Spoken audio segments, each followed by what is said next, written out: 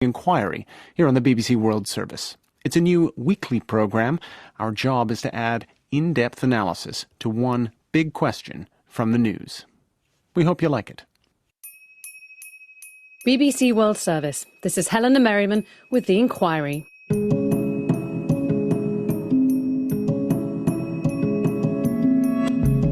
This week, with 43 students missing in Mexico and accusations that the government is not in control, we ask, who runs Mexico?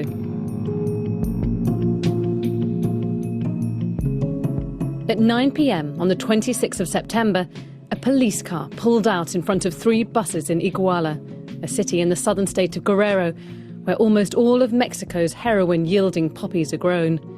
The buses had been commandeered by students from a rural teachers' college. They were planning to use them for a protest. The buses drew to a halt. Then the firing began. Some students hid, others fled. 6 were shot dead, and some bundled into cars. The next morning, it emerged 43 students were missing.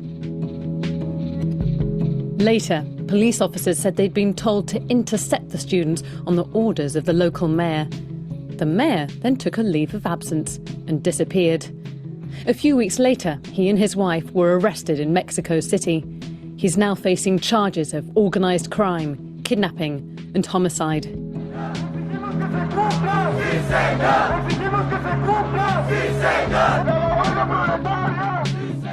Thousands have now taken to the streets in the biggest political crisis to hit Mexico in years. So this week, we want to know who runs Mexico.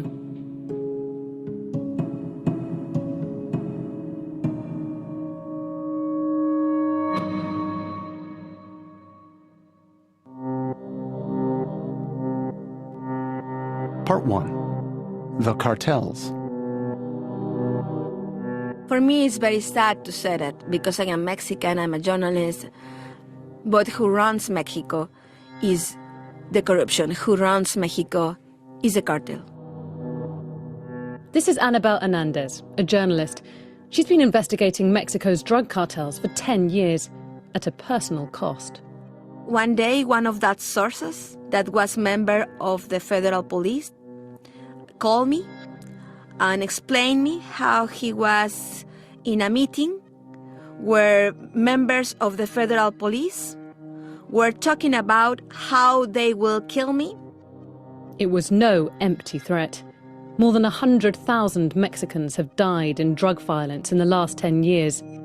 After I received the information that the federal police want to kill me, many things start to happen. Attacks against my family, attacks against my source, and one of the last worst things was someone left in front of my door 6 animals without head, decapitated.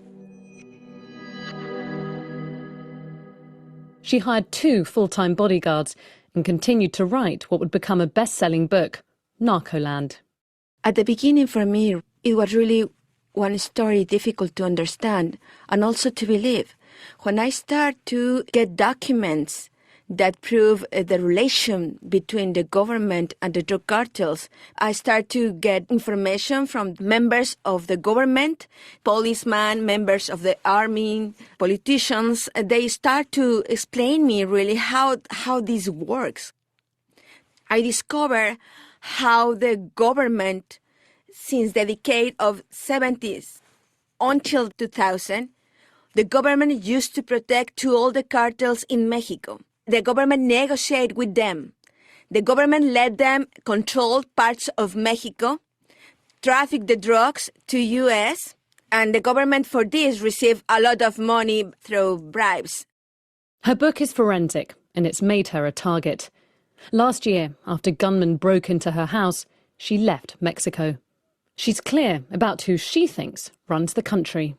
Now we have cartels, big ones and small ones, that control every part of Mexico. Is it every part of Mexico or just some parts of Mexico? Sadly, I have to say that every part of Mexico. I mean, I have documents that proves that in all the states in Mexico operate gangs and drug cartels. And do you have evidence that shows in every single one of these states the cartels are doing it with the knowledge of the state, the local government? The documents that I have from the government shows names of many congressmen, mayors, also governors that protect the cartels. And the federal government has that information. The question for me is why, if the government know where, when, whom, why they don't just do something against that? And from all the research that you've done, what's your conclusion as to why the federal government does nothing about this? My conclusion is that they don't do nothing because they are part of that. I have several documents that prove how the federal police, how members of the army were working for the drug cartels. The point in Mexico is that the cartels really penetrate all the levels of the government. But if you look at what the government has been doing about drug cartels in recent years, you'll notice there's been a rise in the number of arrests of the big drug kingpins. Men such as El Chapo Guzman, who had the dubious honour of being described as the most powerful drug trafficker in the world by the US Treasury. So isn't this proof that the government is trying to weaken the drug cartels? That arrest didn't change anything in Mexico. The cartels have not been destroyed. For example, even now El Chapo Guzman is in jail.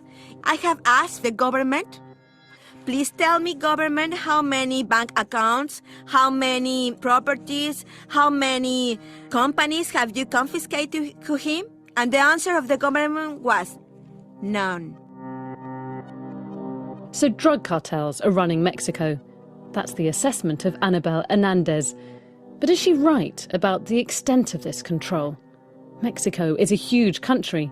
There are more than 120 million people living in over 30 states. Are drug cartels really running the show in every one of them? Meet our second expert witness, a man with a slightly different view. Part 2. Government.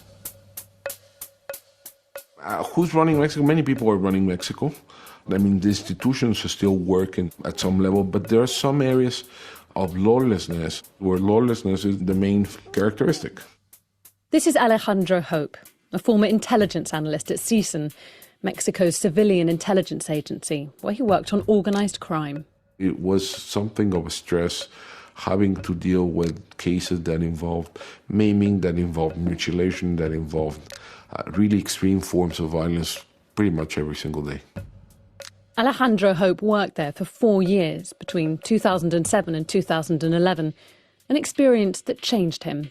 My period as an intelligence official coincided with the rather significant uptick in criminal violence in Mexico, so that created in me something of an obsession about how do you stop this madness.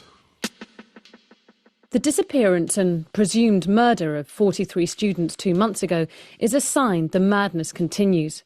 And for Alejandro Hope, it illustrates how the power of the cartels has changed. He says they're more interested in local power now, not national. What you had 10, 15 years ago was large-scale drug trafficking organizations that could gain control of national institutions. And that posed a threat, direct threat to national security in the sense that they threatened the security, integrity, and permanence of the Mexican state. Those cartels are in some ways no longer there. What you have have seen a fragmentation of that criminal underworld. The newer gangs do not have the financial, political, or military wherewithal to do that. But they do pose a major threat to public safety of many Mexicans. Ironically, he says this is partly down to arrests. You put a drug lord in prison and the cartel breaks up, with members starting their own, smaller, rival gangs. 10 years ago, there were just 6 dominant cartels. Now, there are more than 80 competing for power. What you have now is far more fragmented control. and it is becoming increasingly local in scope. For many of these newer gangs, gaining control of a municipal government is far more important than, say, having an army general in its payroll. So if you're a drug cartel, what do you get out of a relationship with local government? One, they can provide muscle in the form of municipal police. They can provide information on the movements and potential operations of federal and state forces.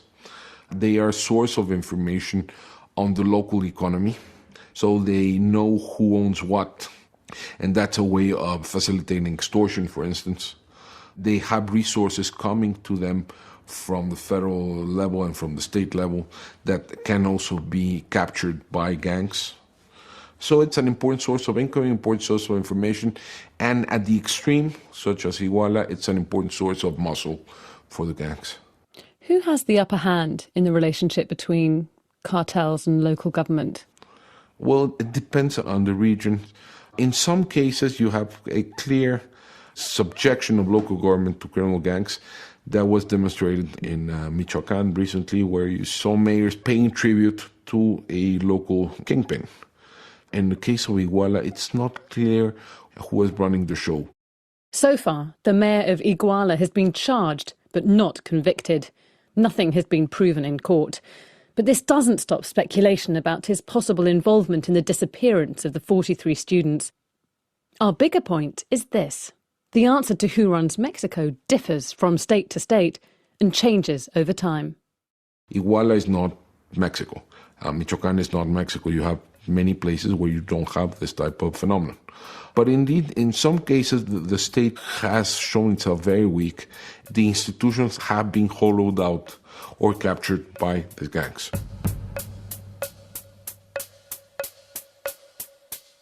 You're listening to The Inquiry on the BBC World Service. The disappearance of 43 students has generated outrage in Mexico about the links between gangs and politicians. So we're asking, who runs Mexico? Our first two expert witnesses have disagreed on the extent of the power held by drug cartels. But they agree on one thing, that the Mexican state itself is weak. So why is this the case? Time for our third expert witness. Part 3. The Long View.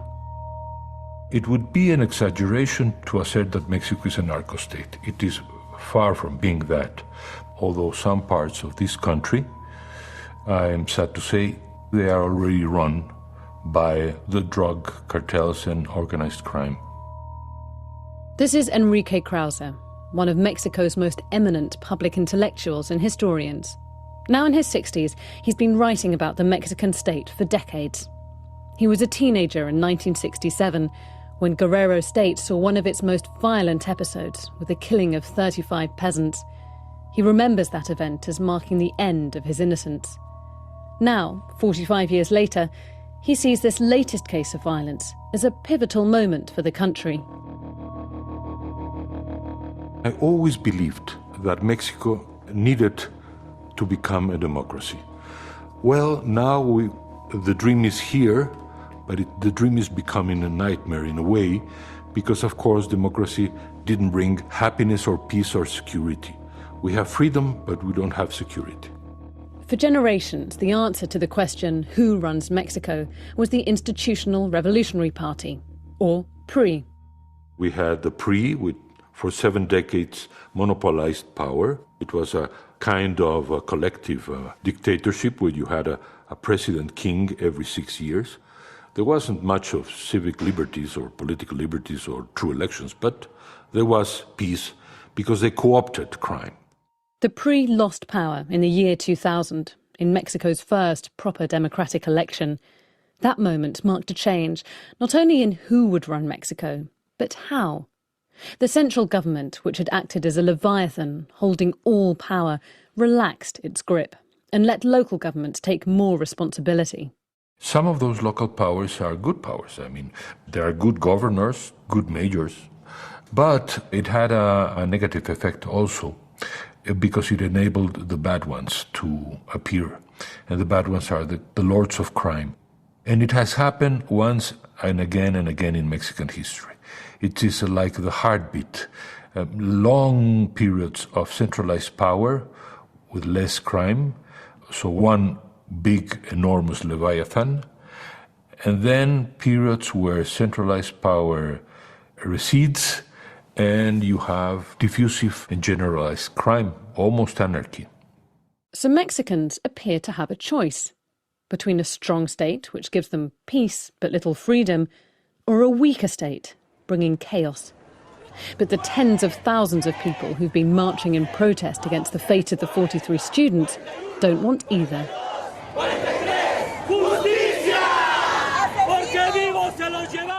Enrique Krause says there needs to be a third option. I am part, and a very proud and convinced part, of the immense wave of indignation that the majority of Mexicans feel of seeing their lives threatened, diminished, in a kind of Hobbesian situation where life has become cheap, worthless and nasty. But I don't wish to have a new Leviathan. We cannot have a new Leviathan. We need a democratic state where we have rule of law, a modern judiciary system. I think it can be done. And I hope this wave of indignation finds channels, not of violence, but of building new institutions and probably even new, fresh parties, young people organizing themselves in order to build a better Mexico. That might sound like wishful thinking, but there's a city in Mexico where people are trying to do just that. And it tells us something about who could run Mexico.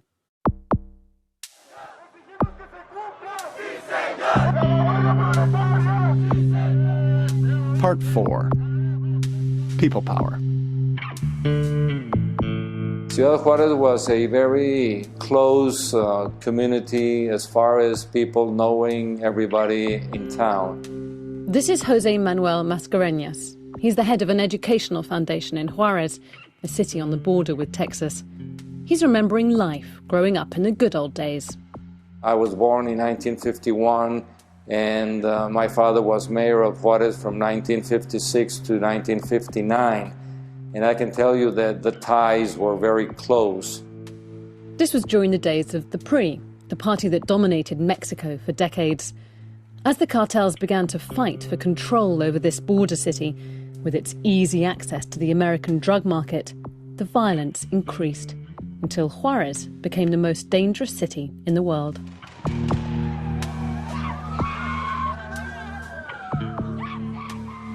In 2006, there were over 200 killings. In 2010, there were over 3,000.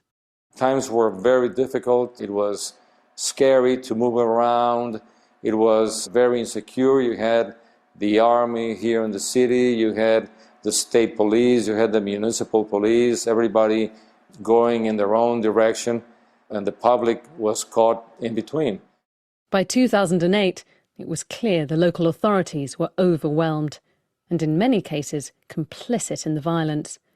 The government had had enough. It deployed 10,000 soldiers and federal police. In the beginning, it scared everybody. It scared mostly the criminal gangs. The community was very thankful that the soldiers were here, and 4 months later everybody was saying, "We hope you go away because you have not helped us solve the problem." Juarez became a living, breathing example of what happens in a city where the local government is not in control. You had gangs coming in from the southern part of Mexico, extortioning or kidnapping or charging for quotas in order for the businesses to operate. And this is where the story could have ended. A cautionary tale of a city with hollowed-out institutions run, in effect, by drug cartels. But this is not the end. Something happened. The murder rate dropped, and they're even trying to win back American tourists. Some say it's simply because the Sinaloa cartel has won control of the drug trade. Others say something else changed. Ordinary people fought for more power. Once the forces were organized and coordinated, That's when society became involved, saying, hey, we have to put a stop to this and we have to work in this direction. And that's when things started to change. The killing in Juarez unleashed a powerful civil movement. Ordinary people created mesas, or working groups. They would meet government officials in hotels, often setting the agenda. The security working group was particularly effective. It's now seen by some as the best example of civil society engagement with government anywhere in Mexico. One of its successes has been the resolution of kidnapping and extortion cases. Suspects have been tried and put in prison. Before those years, extortion was not considered a crime. So now it's considered a crime. Now for extortion, they are giving life sentences. So things have changed because first of the coordination of the government levels, secondly because of the involvement of the population in the decision-making process, and thirdly because of the harsher laws and sentences for criminals of that type. Representatives from those working groups are now travelling around Mexico, telling others how they did it. Could this be a model for the rest of the country? You need the local civil society to organize and to put pressure on local and state political actors, which was the case in places like Ciudad Juarez, so as to force them to actually start reforming local institutions. Alejandro Hope, the intelligence analyst, says that because drug cartels are overpowering local government, it's here that the changes need to be made. You really need to put the onus on state governors to actually reform the police forces, the criminal justice system, prisons, so on and so forth. For Enrique Krause, the mass protests at the fate of the 43 students present an opportunity. People in the streets and in the social media, they feel indignation. How do we tackle with this? I hope it will make us work together to build and strengthen our laws and institutions. This echoes the official line in Mexico. President Enrique Peña Nieto has condemned the violence in Iguala. He's vowed to take action, reforming security institutions. But the whole episode is an embarrassment for a man who'd wanted to make his presidency about a new Mexico, wooing investors with bold economic reforms. Instead, he may find his time in office defined by his reaction to the disappearance of the students and his ability to persuade both Mexicans and the international community that it's not the cartels, but the government that runs Mexico.